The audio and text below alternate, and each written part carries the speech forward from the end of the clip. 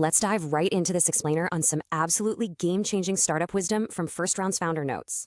We've broken these quotes down into 3 main pillars. So first up, scaling yourself. Molly Graham says to grow at lightning speed, you literally have to give away your job every few months.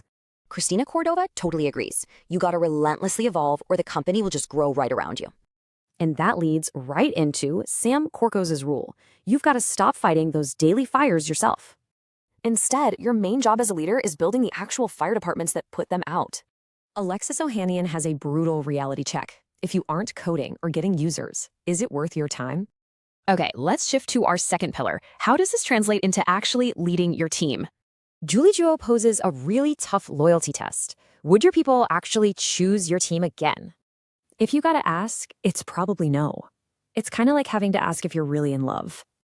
To build that loyalty, Sean Torsky suggests a powerful solution: giving your team total, absolute trust. But hey, trust requires honesty.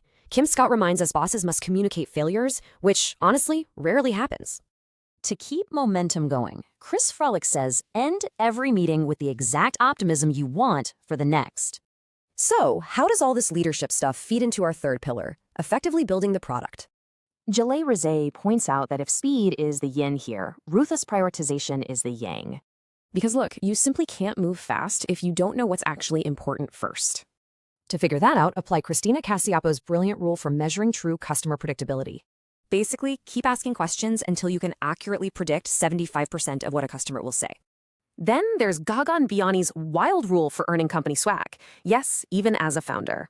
No perks until you hit $250,000 in revenue or users. You gotta stay hungry. When prioritizing, Lenny Rachitsky says your boldest bets need to be boldly over-resourced to actually win. Because as Andy Rachleff argues, delighting your customers will always be just copying your competitors. So to truly delight them, we've got to interrogate our choices and ask the really hard questions. Rick Song leaves us with this. Don't just sit around asking why people would want your product. Ask why a customer would not want it. So how will you apply this friction test today?